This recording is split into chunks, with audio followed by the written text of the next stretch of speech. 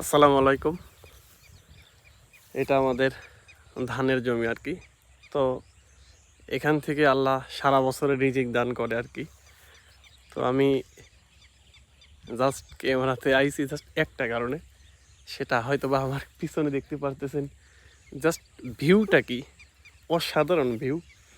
তো আমাদের এখানে ধানের জমি আর কি, 4 বিঘা ধান আছে। তো কোনো বিক্রি করি না, আমাদের গরু আছে, এক পালা খেয়ার হয় আর সারা বছর আল্লাহ রিজিক দান এখান থেকেই করে। এখানে আর কি যে ধানগুলো হয় ঘরে আমরা বাদাই করে রাখি, সারা বছর খাই, খেয়েও পড়ে না আর কি, প্রায় 1.5 বছর চলে যায়। তো এখান থেকে আমাদের আল্লাহ পাক সারা বছরের রিজিক দান করে। তো আমি আসলে জাস্ট ক্যামেরাতে আইসি জাস্ট ভিউ দেখে, জাস্ট ভিউটা দেখেন, ভিউ দেখে আমার মাথা নষ্ট। ভিউ কাজ করতে আইসি আর কি মূলত। ধানে এই যে এবার ধান রোপণ করছি 29 এবং 28 দিন অলরেডি ফুলে গেছে, 29 এখনও ফলে নাই। তবে কিছু মাঝরির দেখা মিলছে, যার কারণে স্প্রে করতেছি। এই যে পিছনে আমাদের যে স্যালো মেশিনটা, এখান থেকে আর কি আমরা পানি দিই।